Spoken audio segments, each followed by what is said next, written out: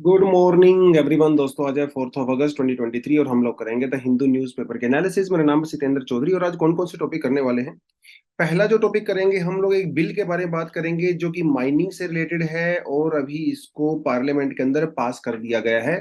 तो पहले इसके बारे में बात करेंगे, इसका कुछ पॉजिटिव एस्पेक्ट, इसका कुछ नेगेटिव एस्पेक्ट हम लोग डिस्कशन करने वाले हैं। दूसरा जो टॉपिक रहेगा वो रहेगा बेसिक स्ट्रक्चर के बारे में। ये काफी रिपीटेड सा टॉपिक आपको नजर आ रहा होगा, लेकिन कल मैंने आपको आर्टिकल 370 के बारे में बताया था और ये कहा था कि 370 के बारे में हम लोग फ्यूचर में डिस्कशन करेंगे। और आज फिर से आर्टिकल 370 से रिलेटेड एक टर्म है बेसिक स्ट्रक्चर, जो सुप्रीम कोर्ट के अंदर यूज की गई है। तो आज इसको हम लोग जानेंगे बेसिक स्ट्रक्चर क्या होता है, इससे क्या क्या प्रोविजंस होते हैं, क्या इसके अंदर पूरा मामला होता है। ग्रेट निकोबार प्रोजेक्ट हम लोगों ने कई महीने पहले किया था, जब ये मामला एनजीटी के पास गया था, नेशनल ग्रीन ट्रिब्यूनल के पास। लेकिन अभी पार्लियामेंट के अंदर गवर्नमेंट ने इसके बारे में कुछ इंफॉर्मेशन दी है और ऐसा कहा जा रहा है कि बहुत सारे पेड़ काटे जाएंगे ग्रेट निकोबार प्रोजेक्ट को इंप्लीमेंट करने के लिए। तो क्या होता है उसके बारे में बात करेंगे। उसके बाद वल्चर ब्रीडिंग के बारे में बात करेंगे। एक बड़ा ही यूनिक एक्सपेरिमेंट इंडिया में किया गया आसाम में, जहां पे एक वल्चर को एक्चुअली जो कि कोल्ड एरियाज में रहने वाला है, लेकिन उसको ट्रॉपिकल रीजन्स के अंदर उसको ब्रीडिंग किया है। तो इसके बारे में बात करेंगे। अपने जीएस पेपर 3 या प्रीलिम्स के परस्पेक्टिव से ज्यादा इंपॉर्टेंट है। कंसेंसुअल सेक्स के बारे में बात करेंगे, जो एडोलेसेंट के बारे में है। तो काफी ज्यादा डिबेट ये चल रही है कि जो पोक्सो एक्ट है, जिसके अंदर 18 साल की एज डिसाइड की गई है टू बी अ चाइल्ड, क्या इसको 16 ईयर किया जाना चाहिए कि नहीं किया जाना चाहिए। तो इसके बारे में भी थोड़ा बात करेंगे। हालांकि रिपीटेड सा टॉपिक है ये भी, लेकिन कुछ स्टूडेंट्स के लिए काफी नया टॉपिक हो सकता है और काफी अच्छा टॉपिक है। वीमेन पर्सपेक्टिव से लॉ एंड ऑर्डर वाले जो सेक्शन से आता है, तो इसे हम लोग कवर करेंगे यहाँ से। चलिए जी, बढ़ते हैं पहले टॉपिक पे। तो देखिए, mines and the minerals development and the regulation amendment bill 2023। Amendment का मतलब क्या होता है? अमेंडमेंट का मतलब होता है चेंज। ये चेंज किसी भी तरह का हो सकता है, यानी कि एग्जिस्टिंग लॉ के अंदर कुछ आपको ऐड करना हो, वो भी अमेंडमेंट होता है। उसके अंदर से कुछ सब्ट्रैक्ट करना हो, वो भी अमेंडमेंट होता है। चेंज का मतलब होता है अमेंडमेंट। तो पहले हमारे पास mines and minerals development and regulation act 1957 है, जिसके अंदर अभी गवर्नमेंट ने कहा है कि भाई हम लोग इसको चेंज करेंगे। तो 2023 के अंदर उसको चेंज किया गया। इसका मेन जो कारण है वो पता क्या है? जम्मू कश्मीर में जो लिथियम के रिजर्व्स को डिस्कवर किया गया है, उसके आगे फर्दर प्रोग्रेस करनी है। क्योंकि लिथियम आपको पता है बहुत ही क्रिटिकल सा मिनरल हो जाता है, जो कि हमारी इलेक्ट्रिकल व्हीकल बैटरीज के अंदर यूज होता है। अभी हम लोग मोस्टली चाइना के ऊपर डिपेंड करते हैं। तो सरकार चाहती है कि जल्दी से जल्दी लिथियम की माइनिंग इंडिया में शुरू हो और प्राइवेट सेक्टर को उसमें इन्वॉल्व किया जाए, क्योंकि आपको पता है सरकारी काम तो बहुत धीरे धीरे होता है भैया, है ना। प्राइवेट सेक्टर को इन्वॉल्व किया जाए ताकि लिथियम की माइनिंग शुरू हो और चाइना के ऊपर जो हमारी डिपेंडेंस है वो थोड़ी कम हो और इलेक्ट्रिकल व्हीकल बैटरी वाले मामले में हम लोग थोड़ा आत्मनिर्भर बने। ये बेसिकली इसका मेन पर्पस है। तो अमेंडमेंट इसको किया गया है। तो ये एक्ट जो है रेगुलेट भी करता है माइनिंग सेक्टर को और उसके लिए प्रोविजंस वगैरह जो बनते हैं उनको भी जो है देखता है। इसके अंदर बेसिकली तीन चीजें कवर की जाती हैं इस एक्ट में। तीन चीजें रेगुलेट की जाती हैं। पहला होता है रिकन्नेसेंस। रिकन्नेसेंस की जो टर्म है ये हम लोग डिफेंस में भी काफी यूज करते हैं। रिकन्नेसेंस का मतलब होता है preliminary survey to determine the mineral resources. जैसे आपको natural gas, shale gas, gold, lithium, इस तरह के जब आपको रिजर्व्स को कहीं डिस्कवर करना होता है, रिसोर्सेज को, तो पहले हम लोग प्रीलिमिनरी सर्वे करते हैं। ऐसा नहीं होता कि हम लोग जाके वहां पे सीधा उसको खोदना शुरू कर देते हैं, नहीं नहीं। पहले इनिशियल स्टडीज होती हैं, इनिशियल सर्वे होते हैं। वो सर्वे करने के बाद ये प्रोस्पेक्ट किया जाता है। प्रोस्पेक्ट मतलब ये अंदाजा लगाया जाता है, उम्मीद जताई जाती है कि वहां पे वो मिनरल मौजूद हो सकता है। फिर उसके बाद उसको हम लोग वहां पे एक्सप्लोर करना शुरू करते हैं, उसको लोकेट करना शुरू करते हैं और मिनरल डिपॉजिट्स के जो प्रूफ होते हैं वो ढूंढने की कोशिश करते हैं। देख, कई बार क्या होता है ना, किसी पर्टिकुलर जगह में ऐसा हो सकता है कि वहां पे वो रिजर्व हो, वो रिसोर्स हो, लेकिन उसकी क्वांटिटी बहुत कम हो सकती है। राइट। तो जैसे जम्मू कश्मीर की हम लोग बात करते हैं, तो यहाँ पे कहा जाता है कई मिलियन टन जो है वो लिथियम के रिसोर्सेज मिले हैं। लेकिन अभी वो प्रिलिमिनरी सर्वे के अंदर उसको आइडेंटिफाई किया गया है। हो सकता है कल उसको हम लोग एक्चुअली माइनिंग करने जाएं तो शायद उतना ज्यादा ना निकले।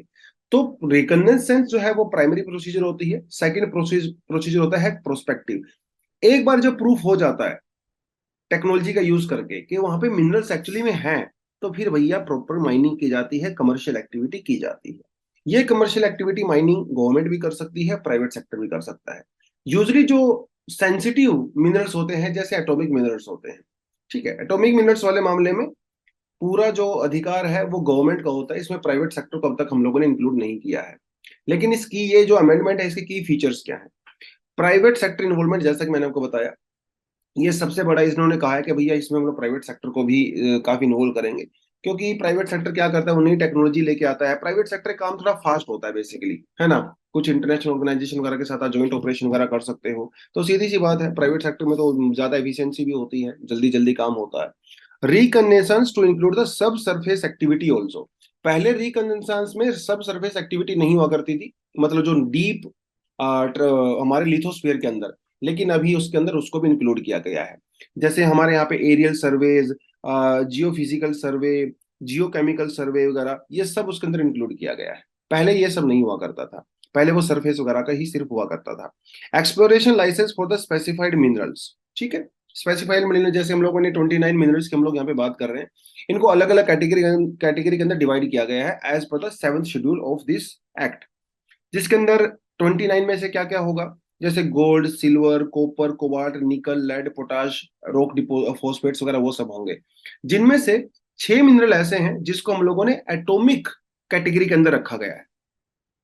जैसे बिराइल, बेरिलियम, लिथियम, ये देखिए लिथियम, ये हम लोगों ने एटॉमिक कैटेगरी के अंदर रखा है। Niobium, titanium, tantalum and the zirconium. अब लिथियम हम लोगों ने रखा है एटॉमिक मिनरल के अंदर, लेकिन एटॉमिक मिनरल को माइन करने का अधिकार सिर्फ गवर्नमेंट के पास ही होता है, गवर्नमेंट कंपनी के पास भी होता है।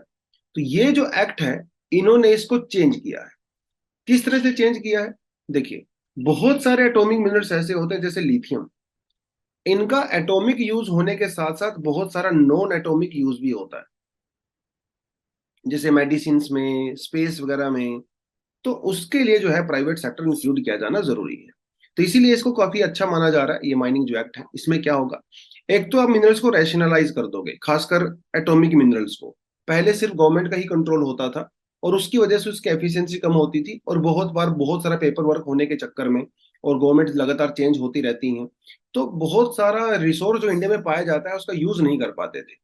तो एटॉमिक मिनरल्स, खासकर ऐसे मिनरल्स जिनका नॉन एटॉमिक यूज होता है, स्पेस इंडस्ट्री में, इलेक्ट्रॉनिक टेक्नोलॉजी, कम्युनिकेशन, मेडिसिन वगैरह में, वहां पे अभी जब प्राइवेट सेक्टर इंक्लूड होगा तो बेटर तरीके से माइनिंग कर सकते हैं। गवर्नमेंट के ऊपर बर्डन भी कम हो जाएगा। जैसे गोल्ड, सिल्वर, कॉपर वगैरह, इन्हें एक्सट्रैक्ट करना बहुत ज्यादा एक्सपेंसिव होता है, और गवर्नमेंट कंपनीज के पास उतना रिसोर्सेज होते नहीं है। तो प्राइवेट सेक्टर को अगर ये जाएगा तो बर्डन थोड़ा सा कम हो जाएगा, गवर्नमेंट दूसरी चीजों के ऊपर फोकस कर सकती है। Geo political advantage of course, China का एंगल मैंने आपको बता ही दिया। बहुत सारा लिथियम वगैरह या दूसरे जो क्रिटिकल मिनरल्स होते हैं हम लोग चाइना से इंपोर्ट करते हैं, तो अब हम लोग चाइना से थोड़ा कम इंपोर्ट करेंगे जैसे जैसे आने वाले सालों में माइनिंग बढ़ेगा। इंक्रीज एफिशिएंसी, क्योंकि अभी गवर्नमेंट के पास थोड़ा ज्यादा कंट्रोल आ गया है, सेंट्रल गवर्नमेंट के पास। हालांकि मिनरल्स अगर आप देखें लैंड, तो वो स्टेट सब्जेक्ट होता है। स्टेट और सेंटर के बीच में बहुत बार ऐसा होता है कि हमारे पास रिसोर्सेज तो होते हैं, लेकिन उसकी हम लोग प्रॉपर तरीके से बिडिंग वगैरह नहीं कर पाते हैं। और बहुत ही कम ब्लॉक ऐसे होते हैं मिनरल्स वाले जो कि एक्चुअली में ऑक्शन के लिए जाते हैं। स्टेट गवर्नमेंट भी कॉपी, क्योंकि अभी काफी इन्वॉल्व होती है, लेकिन अब सेंटर को थोड़ी ज्यादा पावर दे दी गई है, तो ऐसा माना जा रहा है कि उसकी वजह से हो सकता है सेंटर कुछ कंसेशन वगैरह दे, और जल्दी जल्दी इन ब्लॉक्स को अलॉट किया जा सकता है। और प्राइवेट सेक्टर के होने की वजह से कुछ इनोवेशन वगैरह तो डेफिनेटली यहाँ पे आएगा ही, और हमारे पूरे मैन्युफैक्चरिंग सेक्टर को बूस्ट करेगा। तो ये तो कुछ बेनिफिट है इस बिल के, लेकिन कुछ, हर सिक्के के दो पहलू होते हैं, इसके भी दो पहलू हैं। तो पहली बात यह है कि जब प्राइवेट सेक्टर को आप इन्वॉल्व करते हो तो उसमें मिसयूज के चांसेस भी बढ़ जाते हैं, क्योंकि प्राइवेट सेक्टर का बेसिक पर्पज क्या है भैया, प्रॉफिट कमाना, है ना। तो सोशो एनवायरमेंटल इंपैक्ट ऐसा हो सकता है कि प्राइवेट सेक्टर को इग्नोर करे, उनका मेजर फोकस सिर्फ प्रॉफिट के ऊपर ही रहता है। तो एक तो ये थोड़ी सी जो है इशू यहाँ पे इसको नजर आता है। दूसरी बात यह है, already stressed public sector undertaking में take further back seat. Public sector जो पहले से ही बेचारा हमारा काफी समस्याओं से जूझ रहा है, मतलब सरकारी सेक्टर, अब और ज्यादा समस्याओं से जूझेगा, क्योंकि उसके रिवेन्यू के सोर्सेज कम होते नजर आ रहे हैं। ये चीज भी प्राइवेट सेक्टर के पास चली गई। जब हर सेक्टर प्राइवेट सेक्टर के पास चला जाएगा हर चीज, तो भैया पब्लिक सेक्टर तो सफर करेगा ही ना। तो ये एक थोड़ी टेंशन यहाँ पे नजर आती है। उसके अलावा क्योंकि ज्यादा पावर अभी सेंटर के पास आ गई है, तो ये हमारे फेडरल स्ट्रक्चर को भी थोड़ा सा नुकसान पहुंचा रहा है, क्योंकि सेंटर स्टेट के बीच में बैलेंस होना जरूरी है और लैंड एक स्टेट सब्जेक्ट होता है। उसके अलावा बहुत सारे ऐसे फॉरेस्ट क्लियरेंस वाले जो एक्ट हैं, उसको अभी ज्यादा सिंप्लीफाई कर दिया गया है, जिसकी वजह से हो सकता है जो फॉरेस्ट ड्वेलर्स होते हैं उनके अधिकारों को यहाँ पे अंडरमाइन किया जा सकता है। तो ये कुछ इश्यूज इस बिल के साथ नजर आते हैं। चलिए, नेक्स्ट जो अपने पास आर्टिकल है जी, वो है बेसिक स्ट्रक्चर वाला। तो देखिए, कल हम लोगों ने आर्टिकल 370 के बारे में पढ़ा था कि जब जम्मू एंड कश्मीर से आर्टिकल 370 को हटाया गया था, तो उसमें सुप्रीम कोर्ट के अंदर केस फाइल किया गया था। और सुप्रीम कोर्ट के अंदर एक आर्गुमेंट ये दिया जा रहा है कि साहब, आप 370 को सेंट्रल गवर्नमेंट नहीं हटा सकती, क्योंकि 370 को हटाने के लिए आपको परमिशन लेनी पड़ेगी। किसकी परमिशन लेनी पड़ेगी? आपको लेनी पड़ेगी constitutional assembly of J and के। लेकिन constitutional assembly of J and के तो है ही नहीं। इसका मतलब यह हुआ कि आप 370 को नहीं हटा सकते, ऐसा आर्गुमेंट दिया जा रहा है। अब देखिए, सुप्रीम कोर्ट ने यह सवाल पूछा कपिल सिब्बल से, जो कि उस केस को रिप्रेजेंट कर रहे हैं। कपिल सिब्बल से उन्होंने ये कहा कि साहब, आप एक बात बताइए, जब कॉन्स्टिट्यूशनल असेंबली है ही नहीं, तो क्या प्रेसिडेंट उसको हटा सकता है? कि सिब्बल साहब बोले सर नहीं हटा सकता। इसका मतलब तो ये हुआ कि क्या आर्टिकल 370 बेसिक स्ट्रक्चर के बराबर है? क्योंकि बेसिक स्ट्रक्चर को गवर्नमेंट नहीं हटा सकती, बेसिक स्ट्रक्चर परमानेंट होता है। तो जब 370 को ही नहीं हटा सकती, तो क्या 370 भी बेसिक स्ट्रक्चर है? ये सवाल पूछा गया कपिल सिब्बल से। हालांकि कोर्ट इस बात से अग्री नहीं करता। कोर्ट ने सीधा सीधा कल ही कह दिया था कि क्योंकि जेएंडके की कॉन्स्टिट्यूशनल असेंबली एग्जिस्ट नहीं करती है, तो उसकी वजह से 370 को हटाया जा सकता है बाय प्रेसिडेंट। ये एक ओरल ऑब्जर्वेशन था, अभी रिटर्न कुछ भी नहीं आया है। तो क्या बेसिक स्ट्रक्चर 370 है, या 370 बेसिक स्ट्रक्चर के अंदर आता है, ये सवाल है। तो बेसिक स्ट्रक्चर एक्चुअली होता क्या है? बेसिक स्ट्रक्चर मतलब फाउंडेशन। देखिए, हमारा कॉन्स्टिट्यूशन बहुत बड़ा है। हमारा कॉन्स्टिट्यूशन के अंदर कुछ प्रोविजन ऐसे हैं जो कि रिजिड हैं, जिसे आप चेंज नहीं कर सकते। कुछ प्रोविजन ऐसे हैं जो कि हमारे यहाँ पे फ्लेक्सिबल हैं, जिसे आप समय के हिसाब से चेंज कर सकते हो। और यही कारण है कि हमारा कॉन्स्टिट्यूशन इतने सालों से सर्वाइव कर रहा है, क्योंकि इसके अंदर कुछ प्रोविजन ऐसे हैं जो सरकार चेंज नहीं कर सकती। ऑफ कोर्स, जो कि हमारी फाउंडेशन होती है, हमारी नींव होती है, जड़ होती है हमारी। अगर आप नींव को ही हिला दोगे तो पूरा कॉन्स्टिट्यूशन हिल जाएगा ना। तो कुछ चीजों को प्रोटेक्ट किया गया है जो सरकार की अमेंडमेंट पावर से बियॉन्ड होते हैं। लेकिन बहुत सारी चीजें फ्लेक्सिबल होती हैं, जो पार्लियामेंट के पास अधिकार होता है, अमेंडमेंट कर सकती हैं, करती भी हैं सरकारें। ये बड़ा अच्छा जबरदस्त एक कॉम्बिनेशन है हमारे कॉन्स्टिट्यूशन के अंदर। तो वो जो रिजिड पार्ट होता है, कहीं ना कहीं आप उसे बेसिक स्ट्रक्चर कह सकते हो, जिसे गवर्नमेंट नहीं हटा सकती। तो ये डॉक्ट्रिन है बेसिक स्ट्रक्चर की, जो ये कहता है that there is a basic structure to the Indian Constitution and the Parliament of India cannot amend the basic features। सरकार जो मर्जी चेंज करे, लेकिन बेसिक फीचर्स को, स्ट्रक्चर को आप चेंज मत नहीं कर सकते हो। इनके पार्लियामेंट की पावर से ऊपर चला जाता है। इसका बेसिक पर्पस क्या था? इसका बेसिक पर्पस यही था कि भाई पार्लियामेंट कहीं अपनी अमेंडमेंट पावर का मिसयूज ना करे और पूरे कॉन्स्टिट्यूशन को ही चेंज कर दे। उसके लिए बेसिक स्ट्रक्चर जो है दिया गया था, ताकि गवर्नमेंट इसका मिसयूज ना करे।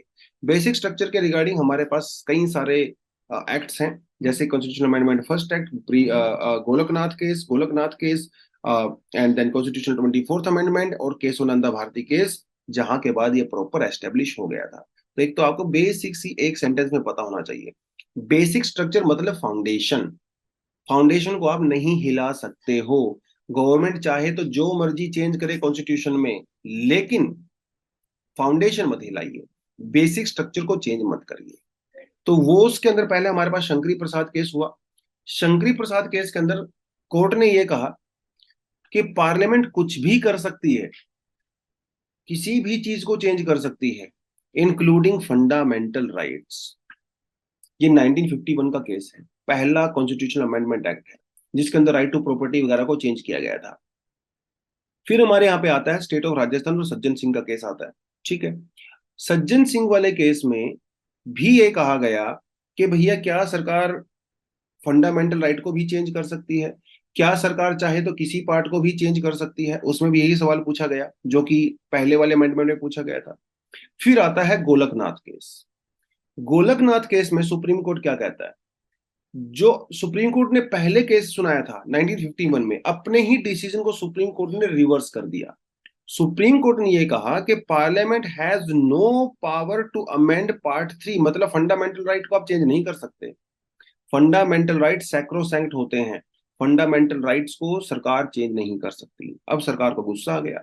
1971 में सरकार ने 24th कॉन्स्टिट्यूशन अमेंडमेंट किया और सरकार ने यह कहा कि भैया पार्लियामेंट के पास एब्सोल्यूट पावर है कि वो फंडामेंटल राइट को चेंज करे और उसमें कोर्ट कुछ नहीं कर सकता। ये 24th कॉन्स्टिट्यूशनल अमेंडमेंट एक्ट है। ठीक है, बढ़ते बढ़ते जो है बात पहुंची 1973 में केशवानंदा भारती केस में। केशवानंदा भारती केस में सरकार ने दोनों चीजों को बैलेंस करने की कोशिश की। सुप्रीम कोर्ट क्या कहता है और गवर्नमेंट क्या कहती है?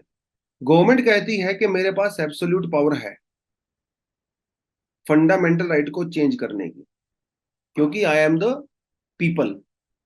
सुप्रीम कोर्ट कहता है कि no, fundamental rights are sacrosanct, आप उसे चेंज नहीं कर सकते हो। ठीक है, अब ये दो चीजें यहां पे हैं, दोनों एक्सट्रीम है। सरकार कहती है कि मैं कर सकती हूँ फंडामेंटल राइट चेंज और कुछ भी कर सकती हूँ, सुप्रीम कोर्ट कहता है कि नहीं, आप फंडामेंटल राइट चेंज नहीं कर सकते। तो दोनों के बीच में चल रहा है यहाँ पे एकदम घमासान युद्ध। केशवानंदा भारती केस में दोनों को बैलेंस करने की कोशिश की गई, जिसमें सुप्रीम कोर्ट ने यह कहा कि yes, government can change fundamental right. ठीक है, government can change any part of the constitution. अब सरकार इस बात से खुश हो गई, लेकिन साथ में प्रोविजन जोड़ दिया छोटा सा, terms and conditions. Terms and condition ये है कि भैया आप बेसिक स्ट्रक्चर को चेंज मत करिए। You can change anything including fundamental right, you can change anything including preamble, you can change anything, but do not touch basic structure, do not touch the basic foundation features. अब दोनों को खुश कर दिया गया इसमें, सरकार को भी खुश कर दिया, आप फंडामेंटल राइट को चेंज कर सकते हो, और सुप्रीम कोर्ट ने अपनी पोजीशन को भी यहाँ पे सेव कर लिया। इसे कहा जाता है केशवानंदा भारती केस, और इसके बाद से बेसिक स्ट्रक्चर वाला जो जो डॉक्ट्रिन है वो इंप्लीमेंट होती है। लेकिन उस समय सुप्रीम कोर्ट ने ये नहीं बताया था कि बेसिक स्ट्रक्चर के अंदर क्या क्या आता है, वो over a period of time develop किया गया। जैसे हमारे यहाँ पे equality of the status of the opportunity, federal character of the constitution, unity and integrity of the nation, sovereignty of the country वगैरह, ये सब बेसिक स्ट्रक्चर्स हैं। Rule of law, secularism, judicial review, fair and the fair elections, है ना, limited power to the government to the amend constitution, judicial review, effective access to the justice, separation of power, principle of equality, article 14, ये सब basic structure है। सरकार कुछ भी change कर सकती है, लेकिन ये जो आत्मा है, जो सोल है, वो चेंज नहीं कर सकती, क्योंकि अगर आत्मा ही चेंज होगी तो पूरा कॉन्स्टिट्यूशन कोई मतलब नहीं है फिर। इतने सालों से हम लोगों ने फ्रीडम स्ट्रगल किया और हमारे फोर फादर्स ने इतनी मेहनत करके कॉन्स्टिट्यूशन बनाया, अगर सरकार यही चीजें चेंज कर देगी तो फिर कुछ मतलब नहीं है कॉन्स्टिट्यूशन का, है ना। It can lead to anarchy, it can lead to dictatorship. तो इसीलिए जो है इसको किया गया था बेसिक स्ट्रक्चर की जो डॉक्ट्रिन है। ठीक है जी, चलिए आगे बढ़ते हैं। Great Nicobar project. अगर आप निकोबार की लोकेशन देखें तो बड़ी जबरदस्त लोकेशन है ना। देखिए ये है इधर ग्रेट निकोबार, जो कि यहाँ पे सदर्न मोस्ट आइलैंड आता है, और यहीं पे हमारा इंदिरा पॉइंट भी है। ठीक है, जो कि southern most point of India है। ग्रेट निकोबार की लोकेशन इसलिए जबरदस्त है क्योंकि ये एक इंटरनेशनल ट्रेड रूट के ऊपर पड़ता है। जैसे मान लो मिडल ईस्ट से, अमेरिका से, यूरोप से, अगर साउथ ईस्ट एशिया की तरफ, जापान की तरफ, चाइना की तरफ, साउथ कोरिया की तरफ जो भी शिप्स आते हैं वो इसी रूट से जाते हैं। इंडियन ओशन को क्रॉस करते हुए, मलक्का स्ट्रेट को क्रॉस करते हुए चले जाते हैं। उस शिप को बीच में रास्ता, इतना लंबा रास्ता होता है तो शिप को बीच में रेस्ट करने के लिए जगह चाहिए, उनको लोडिंग अपलोडिंग करने के लिए भी जगह चाहिए, रिपेयर करने के लिए भी जगह चाहिए, क्रू को भी रेस्ट करना होता है, जिसका फायदा कुछ कंट्रीज उठाती हैं, जैसे सिंगापुर, है ना। सिंगापुर की लोकेशन इतनी जबरदस्त है कि जो भी शिप्स वहां से पास होते हैं वो सिंगापुर में लोडिंग अपलोडिंग करते हैं, रेस्ट करते हैं, रिपेयर करते हैं, रिफ्यूलिंग वगैरह करते हैं, और सिंगापुर उनसे फीस चार्ज करता है। ये सिंगापुर के रिवेन्यू का बहुत बड़ा सोर्स है। और सिंगापुर आज सिंगापुर सिर्फ इसीलिए है क्योंकि उसकी लोकेशन बहुत जबरदस्त है। वो एकदम इंटरनेशनल सी रूट के ऊपर पड़ता है, बिजी सी रूट के ऊपर पड़ता है। ऐसा ही कोलंबो भी है, कोलंबो को भी इसी से बेनिफिट मिलता है। तो इंडिया कहता है कि भाई इंडियन ओशन में मेरी पोजीशन इतनी जबरदस्त है, तो जो चीज सिंगापुर कर सकती है, कोलंबो कर सकता है, तो उसे मैं क्यों नहीं कर सकता। अगर मैं सिंगापुर जैसी फैसिलिटी ग्रेट निकोबार पे ही डेवलप कर दूं, तो ये जो इंटरनेशनल सी के रूट के थ्रू शिप्स आते हैं, वो मेरे यहाँ पे भी रुकेंगे। तो इकोनॉमिक पर्सपेक्टिव तो यहाँ पे है ही, साथ के साथ नेशनल सिक्योरिटी भी है। ग्रेट निकोबार के अंदर अगर हमारी गवर्नमेंट, हमारी आर्मी नेवी वगैरह अगर अच्छी फैसिलिटी बनाएंगी, तो हम लोग इंडियन ओशन के अंदर डोमिनेट कर सकते हैं। वैसे हालांकि करते हैं, अभी भी हैं, बट स्टिल एक एक बिलियन डॉलर का यहाँ पे इंडस्ट्री नजर आता है सरकार को। इसलिए हम लोग ग्रेट निकोबार को डेवलप करना चाहते हैं। लेकिन समस्या ये है कि ग्रेट निकोबार को डेवलप करने में आती हैं प्रॉब्लम्स। और वो प्रॉब्लम्स क्या हैं, वो आपको मैं अभी बताऊंगा। तो ये एक 72,000 करोड़ का प्रोजेक्ट है, ग्रेट निकोबार प्रोजेक्ट। और अभी पार्लियामेंट के अंदर सरकार ने ये कहा है कि इस प्रोजेक्ट के अंदर हो सकता है 8 से 9 या 10 लाख के आसपास पेड़ पौधे काटे जाएंगे। और ये बहुत ही इको सेंसिटिव एरिया है, बायोडाइवर्स एरिया है। तो भैया इतने पेड़ पौधे आप काटोगे तो इकोलॉजी को तो नुकसान होगा ही, है ना। बट बात वही है, फिर से घुमा फिरा के सस्टेनेबल डेवलपमेंट की हम लोग बात करते हैं। बैलेंस बना के चलना पड़ता है बिटवीन ग्रोथ एंड डेवलपमेंट। आपको जीडीपी भी ग्रो करनी है, आपको नेशनल सिक्योरिटी भी करना है, आपको पैसा भी चाहिए, आपको इकोनॉमी को भी और इकोलॉजी दोनों को ही यहाँ पे बैलेंस करना है। सरकार का ये कहना है कि जितने भी पेड़ पौधे काटे जाएंगे, वो हम लोग इंडिया में कहीं और लगाएंगे। जैसे हरियाणा का उन्होंने बोला है, हरियाणा में लगाएंगे। पर मुझे नहीं पता हरियाणा में पेड़ पौधे लगेंगे कि नहीं लगेंगे, क्योंकि यहाँ पे ऑलरेडी पेड़ पौधे लगाने के लिए जगह ही नहीं है ना। खैर, तो ये सरकार ने कहा है यहाँ पे जो है 450 मेगावाट का एक gas and solar power based plant लगाया जाएगा। उसके अलावा यहाँ पे जो है और भी बहुत कुछ करेंगे हम लोग, ठीक है। कुछ पोर्ट्स वगैरह बनाई जाएंगी, बहुत कुछ जो है हम लोग यहाँ पे करने वाले हैं। टाउनशिप बनाई जाएंगी, इंटरनेशनल एयरपोर्ट बनाया जाएगा, सोलर बेस्ड पावर प्लांट वगैरह को मैंने बता ही दिया। ये सब चीजें यहाँ पे होंगी। इसका एक जो ऑब्जेक्टिव है, वो यही है, कार्गो ट्रांसशिपमेंट जैसे सिंगापुर करता है। और चाइना जो इंडियन ओशन के अंदर एक्सर्शन कर रहा है, उसको भी हम लोग यहाँ पे काउंटर कर सकते हैं आने वाले समय में। लेकिन समस्या ये है कि इस आइलैंड के ऊपर 650 से ज्यादा फ्लोरा एंड फौना स्पीसीज जो है हमारे यहाँ पे रहते हैं, जिनको यहाँ पे नुकसान हो सकता है। और यही इसका सबसे बड़ा क्रिटिसिज्म नजर आता है कि भैया सिंगापुर तो बाद में बनेगा, लेकिन सिंगापुर बनने से पहले जो बर्बादी होगी उसका क्या। जो इतने पेड़ पौधे जंगल वंगल काटे जाएंगे, बायोडाइवर्सिटी पूरी तरह से खत्म हो सकती है। अब ये बड़ा कंसर्न है। कंसर्न यही है, ट्रांसपेरेंसी। एक तो सरकार ने इसके अंदर क्या क्या प्रोविजंस होंगे वो पूरी तरह से बताया नहीं है, अभी तक वेबसाइट के ऊपर अपडेट नहीं किया है। दूसरा, जो बायोडाइवर्सिटी वगैरह को स्टडी करने के लिए जो पैनल बनाया गया था, उसमें सिर्फ एक आदमी ही ऐसा है जो कि एक्सपर्ट है थोड़ा सा इन चीजों में। बाकी तो सब सरकारी ब्यूरोक्रेट ही हैं, आईएएस आईपीएस ऑफिसर ही हैं उसके अंदर ज्यादातर। तो इंटेग्रिटी को लेके जो है यहाँ पे इशू है। सरकार यहाँ पे अगर 10 लाख पेड़ पौधे कह रही है, तो हो सकता है वो 20 लाख भी हो सकते हैं। तो सरकार की इंटेंशन के ऊपर थोड़ा सा डाउट है। डेटा जो है बहुत इंटीग्रेट यहाँ जो है इंटेग्रिटी उसकी नहीं। ये कुछ चीजें हैं। बाकी ये कोस्टल रेगुलेशन जोन 1A और 1B के अंदर आता है, जो कि हाईली प्रोटेक्टेड होता है। तो कोर्ट यहाँ पे अभी इंक्लूड होगा, सुप्रीम कोर्ट में अंदर कोई ना कोई पीआईएल जाएगी, वो भी देखने वाला है। उसके अलावा जो जो टर्टल नेस्टिंग एरिया है, डॉल्फिन, बहुत सारे स्पीसीज वहाँ पे हैं। तो जब हम लोग वहाँ पे ड्रेजिंग वगैरह करेंगे, पोर्ट्स वगैरह बनाएंगे, इंटरनेशनल एयरपोर्ट भी बनाएंगे, तो उससे नुकसान होगा। बहुत तरह सारे माइग्रेटरी स्पीसीज यहाँ पे आते हैं सेंट्रल एशिया वगैरह से, विंटर के दौरान उनको भी नुकसान हो सकता है। कई सारी ट्राइब्स यहाँ पे रहती हैं, यस, तो उनको भी यहाँ पे डेंजर हो सकता है। तो ये तो चीजें ऑफ कोर्स वहां पे होंगी ही। अब ये सवाल ये उठता है कि गवर्नमेंट वो करेगी कि नहीं करेगी। अगर कुछ ट्राइब्स की बात करें, तो जैसे वहां पे ग्रेट अंडमानीज, राइट, ओंग्स, जारवाज, सेंटिलीज, शोम्पेन, निकोबारीज, इस तरह की ट्राइब्स रहती हैं, जो कि बहुत ज्यादा पर्टिकुलरली वल्नरेबल सेक्शन से आती है। मतलब ऑलरेडी बेचारी वो एक्सटिंक्ट हो रही हैं ट्राइब्स। इस तरह की एक्टिविटी करेंगे तो बिल्कुल ही एक्सटिंक्ट हो जाएंगी। ये यहाँ पे जो है नुकसान नजर आता है। ट्राइब्स वगैरह के बारे में मैंने आपको जो है थोड़ा बता ही दिया। तो ये आपको पता होना चाहिए। बाकी अंडमान निकोबार जो हमारा पड़ता है यहाँ पे, आप यहाँ पे देखिए, दो ग्रुप हैं, एक अंडमान ग्रुप है, एक निकोबार ग्रुप है। ये आपके बिल्कुल ज्योग्राफी की बेसिक जो मैप वर्क होता है उसका पार्ट होता है। आप एटलस वगैरह में जाके देखें, और अगर आप बता सकते हैं तो मुझे बताएं। जैसे ही हमारा अंडमान ग्रुप है, नीचे हमारा निकोबार ग्रुप है। अंडमान ग्रुप और निकोबार ग्रुप को एक चैनल सेपरेट करता है, ठीक है। उस चैनल का नाम क्या है, आप मुझे कमेंट सेक्शन में बताओगे तो मजा ही आ जाएगा। ठीक है, प्रीलिम्स में इस तरह के क्वेश्चंस पहले पूछे जाते थे, अब आजकल तो खैर ज्यादा नहीं पूछते हैं, बट स्टिल। चलिए अब बढ़ते हैं अगले टॉपिक पे। ठीक है, ये तो हाँ, एक बड़ा इंटरेस्टिंग सा हमारे यहाँ पे चीज हुई है। हिमालयन वल्चर को पहली बार हमारे इंडिया में कैप्टिव ब्रीडिंग के दौरान उसको मतलब ब्रीडिंग हुई है, उसकी कैप्टिव ब्रीडिंग हुई है आसाम स्टेट जू के अंदर गुवाहाटी में। ये हिमालयन वल्चर है।